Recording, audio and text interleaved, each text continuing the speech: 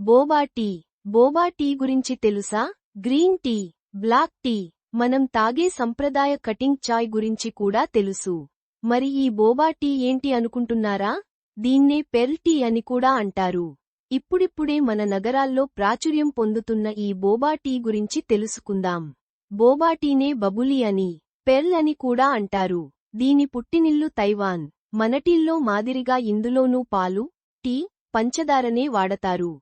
అదనంగా నల్లటి బాల్స్ లాంటి వాటిని వాడతారు. వాటివల్లనే ఈ టీకి బోబా టీ అని పేరొచ్చింది. వీటిని కర్రపెండలం దుంపతో తయారుచేస్తారు. వివిధ రకాల పండ్ల ఫ్లేవర్లతో తయారుచేసిన టీలో నానబెట్టిన టాపియోకా గింజలని వేసి తయారుచేస్తారు. పైన జెర్స్తో చేసిన టాపింగ్స్ కూడా వీటికి అదనపు అందాన్ని, రుచిని తీసుకొస్తాయి. ఈ టాపియోకాలని తినడానికి వీలుగా ఇందులో వేసే స్ట్రాలు కూడా ప్రత్యేకంగా, లావుగా ఉంటాయి. తైవాన్లో ప్రాచుర్యం పొందిన ఈ టీ ఇప్పుడు మన నగరాల్లో కూడా సందడి చేస్తోంది. Subscribe and like it for more videos.